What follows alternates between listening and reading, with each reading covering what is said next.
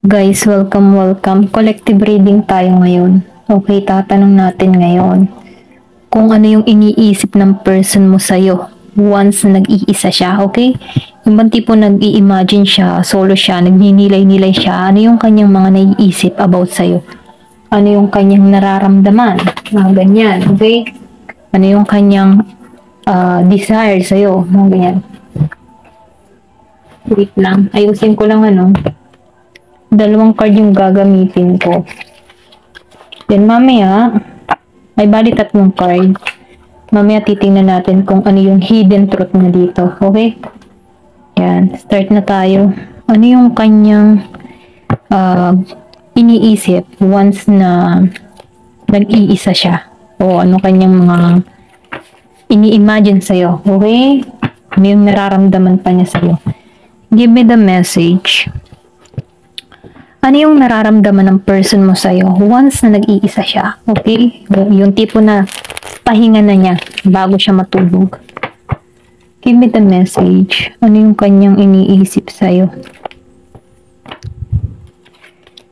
Ano yung kanyang nararamdaman sa'yo?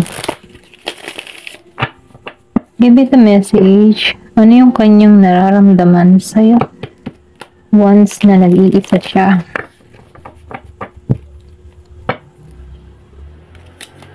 Give me the message. Ano yung kanyang naiisip sa'yo once na nag-iisa to? Give me the message. Anong naisip ng person mo sa'yo once na nag-iisa siya? Meron dito na Six of Swords, reverse.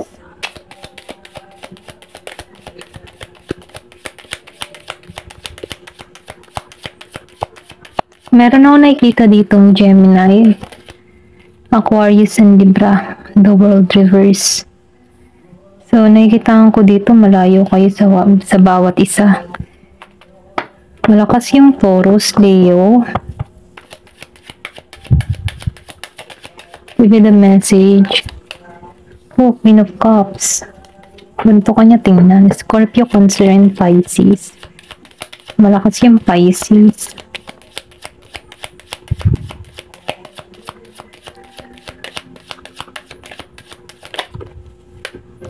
Merong Emperor. So, meron ditong Aries energy. So, nakikita ko dito, nire-respeto ka ng tao mo. Okay? Yung iba sa inyo, hinahangaan ka. Kumbaga, respeto ka sa paningin niya. Nakikita ka ng tao na ito na matatag na tao, independent. May pagkamatigas ang ulo mo. Ganun kanya tingnan. Kumbaga, hindi ka papatalo. Okay? Yung bang tipo na may paninindigan ka kasi, may authority ka. Alam mo yung gusto mong mangyari. Okay? Maybe, pag kayo nagtatalo nito, meron kang pinaninindigan. Okay? May mga salita ka na kung saan tumatago sa tao mo. Yung mga sinasabi mo. Pwede rin sabihin na marami kang word of wisdom. Okay? Na kung saan na ikinagugulat niya, na ganun yung takbo ng isip mo. Ito lang yung nakikita ko. Yung iba sa inyo, ganito ka tingnan. So, yung person mo, feeling ng tao na to, ikaw yung happiness niya. Para kang sunshine, okay? Yung ba nagbibigay ka ng kaliwanagan, pwede rin sabihin magaling kang mag-advise once na nagkakausap kayo nito. Para kang best friend niya, okay? Na kung saan nakakakuha to ng kagaanan, ng kalooban, ganun kanya tingnan. Kumbaga, nafe-feel ko dito na hindi ka mabigat kasama, balanse ka, kaya mong kontrolin yung iyong galit, okay? Then, nakikita ko rin dito, na sobra kang hinahangaan ng tao na to. Yung bang tipo na gusto kanyang pahalagahan, okay? Pwede rin sabihin na sa LDR situation kayo ng tao na to. Pero ganun pa man, kung nasa separation kayo ng tao na ito, ganito kanya tingnan, okay? Hinahangaan ka na to. Maybe, merong malaking pagbabagong nagaganap sa'yo, kung gaano ka mag-isip, or kung gaano yung mga ginagawa mo, or may malaking pagbabago, transformation na nangyayari sa'yo. Kaya ganun ka na lang tingnan ng tao na to. Dun niya nakuha yung respeto mo, okay? Give me more information. So, itong tao mo, nafe-feel ko dito na umaasa to na magkaayos kayo. magkaroon ng masayang pagsasama, family. Ito yung gusto nyong mangyari dito. Pwede rin sabihin meron kang person dito na nasa ibang bansa pero uuwi na ng Pilipinas, or pwede rin sabihin na kung ikaw man yun nasa ibang bansa, nafe-feel ko dito na naghihintay ka lang dito ng tapos ng kontrata. Ito lang yung nakikita ko. Give me more information. Kasi nafe-feel ko dito na meron din dito yung iba nagbabalak ng ibang bansa. Ikaw ay kumbaga magaan kang kasama. Ganong katingnan ng tao mo. Malinaw yung kaisipan niya para sa'yo, okay? Kumbaga hindi ka niya mahanapan ng pintaas.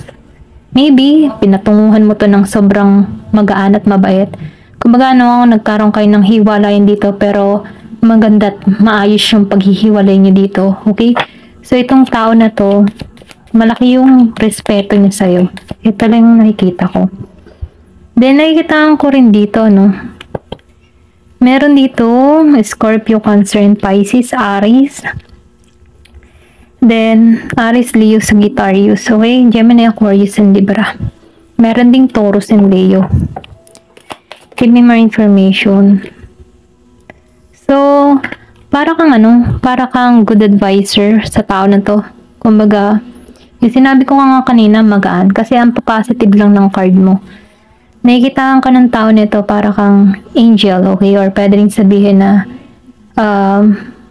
yung bang tipo na light ka para sa kanya. Hindi ka mabigat na kasama, na malawak yung pangunawa mo, sobra kang mabait, okay? Kumbaga, itong tao nito, ganun kanya tingnan, hinahangaan kanya, okay? Then, nakikitaan ko rin dito, pwede rin sabihin na ikaw yung tipo ng tao na may spiritual. Kaya, itong tao na ito na nakikita kanya kung paano ka manampalataya, or pwede rin sabihin, nung nagsasama kayo dito, marami kang nasasabi na ikukwento dito about sa tao na to, na kung saan, nagkakaroon to ng interest lalo sa'yo. Pero ganun pa man, ikaw, grounded ka din. Alam mo yung limitasyon mo, okay? Although mabait ka, binibigay mo yung iyong mga gusto or ginagampanan mo yung pagiging kapartner mo dito sa tao na to. Pero may limitasyon ka at alam yun ng person mo. Kasi yung paninindigan mo okay? Meron kang mga salita or meron kang mga binitawang salita dito na pinaninindigan mo at alam yun ng person mo. And then nakikita ko rin dito na sobra siyang masaya. Yung ba tipo na kahit hindi kayo nagkakasama ng tao nito, mabilitaan lang nito na okay ka, masaya na siya doon, ganon kanya tingnan Pero nakikita ko rin dito umaasa to na balang araw dito sa Ten of Cups, maging okay kayo, okay? Bumuo ng pamilya, maging maayos yung pagsasama, magkaroon kayo ng anak, maging masaya, okay? Kasi itong tao mo, hindi ito nawawalan ng pag-asa. Pwede rin sabihin na nakikitaan ka ng tao nito na maalaga, okay, maingat, mapag-aruga. Parang good mother, kumbaga sa isang magulang alam niya yung mga kailangan ng kanyang anak, nararamdaman niya kung ano yung mga pangangailangan nito. Ganun ka kasi tingnan ng tao mo, para kang motherhood, ganyan.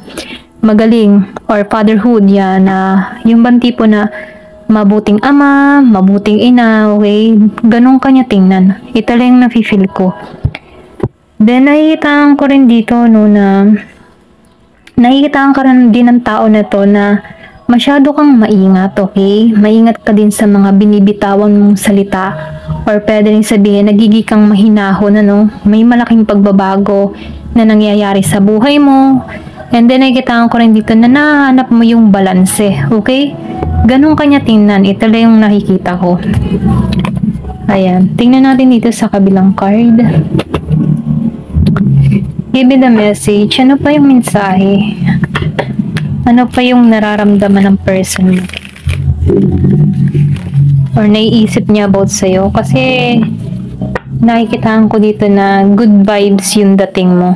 Maybe, meron lang kayo ditong nagkaroon ng hidwaan or pagtatampo kung bakit kayo nagkalabuan, or pwede rin sabihin may contact pa rin kayo dito sa bawat isa at ikaw ay inspirasyon ng tao na to. Kumbaga ayaw ka nitong makawala sa kanya. gusto ka nitong i-hold. Yan. Ito lang nakikita ko sa Six of Swords reverse. Gusto ka nitong i-hold. Ayaw nito na pabigatin yung kalooban mo, okay? Gusto nitong ingatan, alagaan ka. Ganon. Give me the message. Ano pa yung mensahe?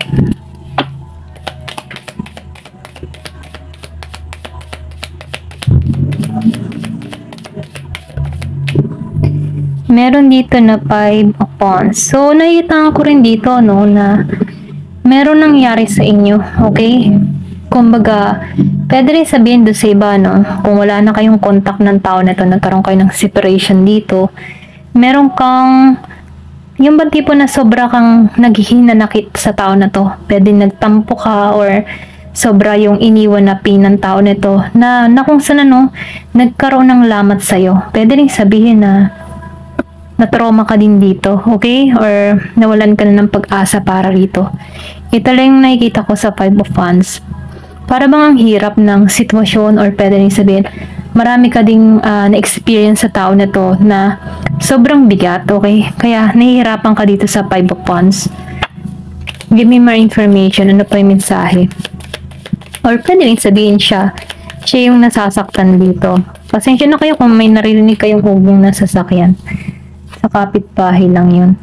Meron ditong the devil. Okay, so ikaw, nafe-feel ko dito, no, na pwede rin sabihin may addiction ka dito. Addiction, okay? Merong obsession yung person mo sa'yo or meron tong mga habit na hindi niya kayang pakawalan tulad ng pag-iinom, pagkamahilig, okay? Or pwede rin sabihin na mahilig din siya sa babae.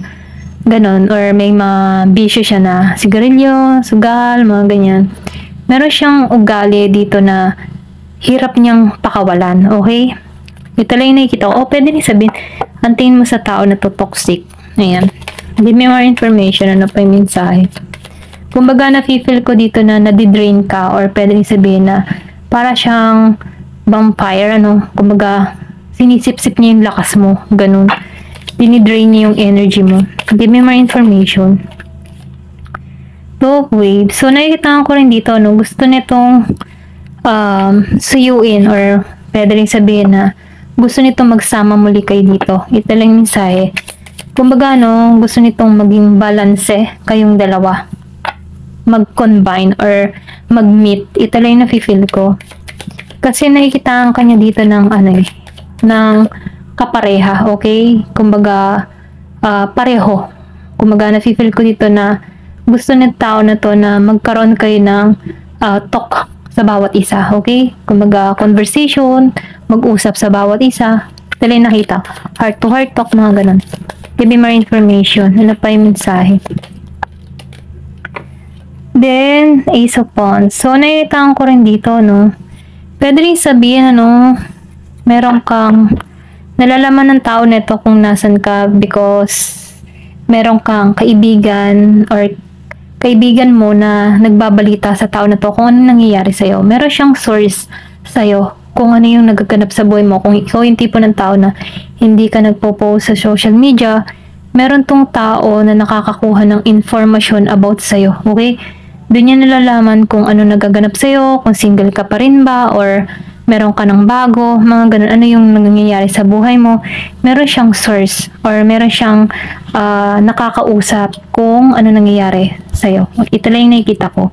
Kaya itong tao na ito piling ko nag-i-stalk pa rin to sa'yo or nakikibalita pa rin sa'yo kung anong ganap sa buhay mo.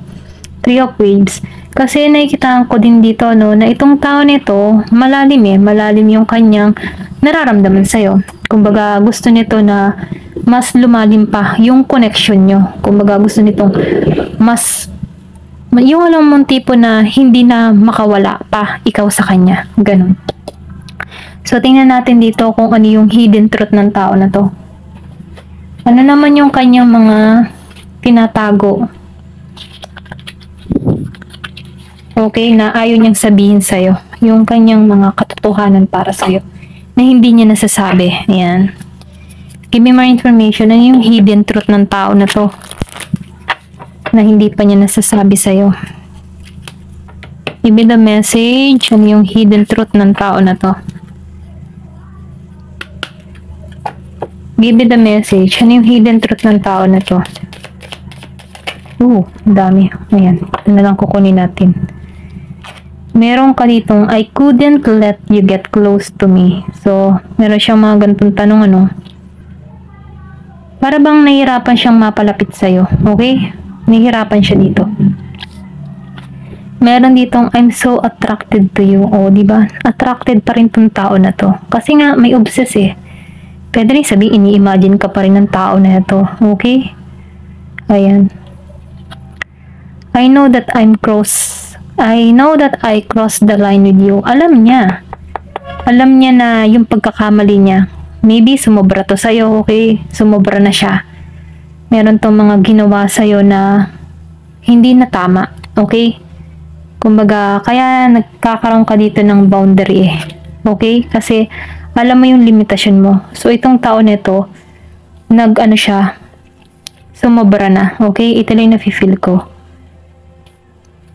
You speak to me through music. So, itong tao nito, para kang nakikipag-usap sa kanya through music. Maybe yung kung meron kang person dito na music lover, yung mga lyrics ng kanta na napapakinggan niya, parang umuugnay sa'yo, okay? Merong mga merong mga words doon na tinatamaan siya, okay? Pwede rin sabihin na parang meron kang ipinapahiwatag sa kantang yon na sinasapulan siya dito. Ito lang yung nakikita ko.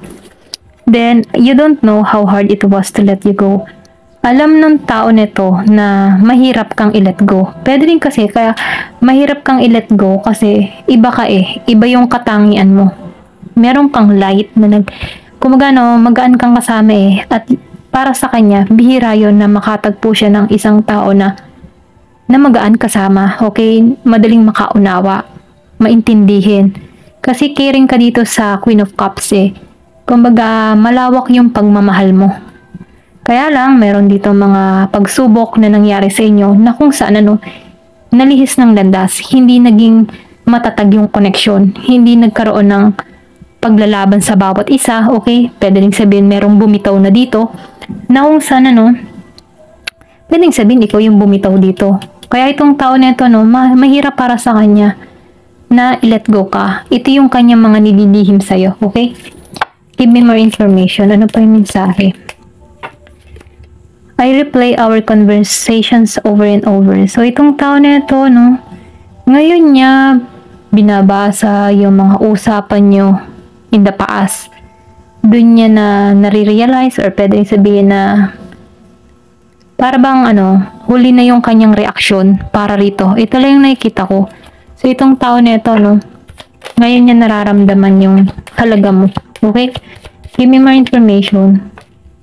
I am becoming better person. So, itong tao na ito, sinusubukan niya or pwede sabihin nagiging na siyang mabuting tao. Okay? Okay? Yung tipo na inaayos niya na yung sarili niya, alam niya na yung mga pagkakamali niya dito. Kaya itong tao na to, nagiging na siyang mabuti. Ayan. Give me more information last. Dalawang lumabas. I will wait for a sign from you. So, itong tao na ito, naghihintay siya ng sign para sa'yo. I want you. Gusto ka niya.